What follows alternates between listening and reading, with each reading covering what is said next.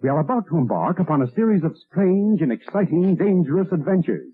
Adventures that will lead us to all parts of the world. Hello and welcome to another Bad Comic Review. This time we are looking at Dracula, issue 4. As far as I can tell, the stories were written by DJ Arneson with interior art by Bill Fraccio and Tony Tallarico. The cover is by Bill Fraccio and Tony Tallarico. Now this is a weird book within comic circles because Dell Comics was very, very difficult when it came to numbering things. This is issue 4, and you can tell that by the 12-cent cover price and the indicia. Now, one of the problems is this was reprinted as issue 8 as well, but the price is different. On that one, it's a 20-cent cover price. The content is exactly the same. Also, there is no issue 1 of this series. Issue 1 is Dell's adaptation of the 1931 Dracula film. Issue 2 is the origin story for the character that's in here, named Dracula. Totally different character all around. And they did that with their Frankenstein and I believe their werewolf one as well. They never did a Gilman book except for the movie adaptation, I think, and maybe like a one-shot here or there, but it wasn't a superhero book. It was just a regular horror title. Also, there is no issue 5. They skipped that for some reason. So when this issue came out in 1967, this was technically the last issue until they reprinted the books in 1972. So that's what I mean by Dell is very weird. Now, getting into this, the first story is Dracula in America, The Secret Cave. And this is Dracula coming to the States because he's been sort of exposed overseas, and there are still some press articles about it floating around, so he goes to America to try and escape that. And there he meets somebody named BB. The letter B period,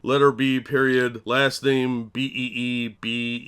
And she invites him to the countryside to her father's estate, and Dracula goes scouting around and finds out there's an abandoned military property. It used to be a communications site right next door to this estate, so he wants to go explore that.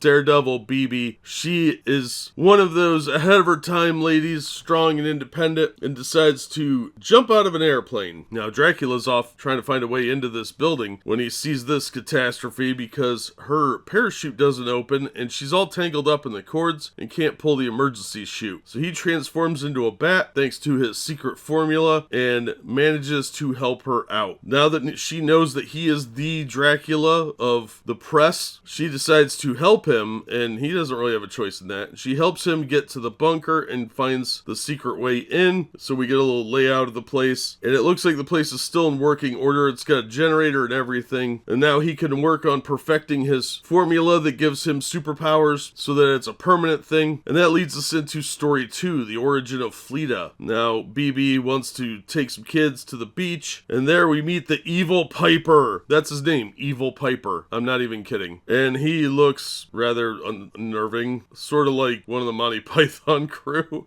And he uses his magic flute to lure children to do his bidding, because nobody will attack children, and he has them tie up BB and push her bus into the river. Thankfully, Dracula gets wind that something funny's going on, transforms into a bat, and then his costume to save her, and then together they have to try and save the kids, who the Evil Piper is willing to sacrifice as pawns in his machinations. And this makes BB drink the formula as well, so that she can become Fleta, which is a sort of derivation of the German word for bat. And she gets her own costume and a silly headpiece as well. Now, the last story is called Dracula Finds a Specialty, and our hero Dracula and BB decide to expose charlatans who are doing seances for money. So they find this evil guy named Hobart Goblin and expose him for the bad guy that he is. All these stories were very silly. As with any character though, I think you can probably write a fun story no matter how ludicrous the premise. And now these characters get trashed a lot. The Frankenstein one being Frank Stone, who dresses in a Frankenstein costume, who is referenced in this issue. He's in a panel. And Dracula, whose costume is borderline ludicrous, but but I've seen worse. But like I said, with any character, you could probably write an entertaining story if you try hard enough or get a decent enough writer. And I think largely what this suffered from was a very narrow view of what superheroes are. It's almost a sad hack writer's attempt at writing superheroes as if they'd never read a comic book. There's just a complete lack of originality here, but I think the character could be something more than this if they got a decent writer. They could even do a very campy series of comics, make them more like the 1960s Batman, which was on TV at the time of this, or like the Hanna-Barbera cartoons and make it very child-friendly, because he doesn't drink blood or anything like that. His last name is just Dracula, which is very unoriginal. You're gonna get caught, so he would need a better cover name, which he does come up with in this one, and it's equally lazy. But there is a certain nostalgia that I have for books like this because they're so silly and so poorly thought out, as if they're just an afterthought cash grab. But there is potential there. They just really didn't even bother to try and do something original or interesting with these characters. They are all very one-dimensional, very kind of pathetic. And what's weird is these books go for a fair amount of money. You want a really good copy of this, it's going to cost you $20 at least. They didn't sell a lot of them, I guess. They seem to be fairly hard to find, and they often get listed in the League of Regrettable Superheroes book from John Morris. But like I said, any character could have potential. So maybe someday somebody will revive this. I don't think it's in public domain. I think Penguin Random House bought out Dell, or the people that bought Dell somewhere down the line, and Penguin Random House owns the rights to Dell now. But if they ever decide to revive these, I would definitely be interested in seeing real writers try this. Not modern writers. Oh god, no. Those people are hacks. But some good writers try and write this as a much more entertaining thing. So I will recommend it if you can find it cheap, just for the absolute cringe festival that this book is. The art's okay. It's actually not too bad for Dell publications at this time. It's not anything that's going to blow you away, but I've seen way worse art. It's just the stories have minimal effort at best in them. And the Evil Piper I thought was pretty funny. But they definitely needed a lot of work and a better supervillain setup. They were trying to ground it way too much in reality, and that just doesn't work too much with superheroes. So an interesting hack effort at writing a superhero book, probably as a cash grab, I don't know. It just didn't work out, and they didn't try real hard. But the art's pretty solid, and I thought the cover was pretty good. It does kind of relate to what's going on in the last story. It wouldn't have gotten me to buy this book normally, but I found this in a dollar bin in a really bad shape, and I'm glad I picked it up. It was fun to see what people that don't normally write superheroes trying to write superheroes come up with, and it was very D-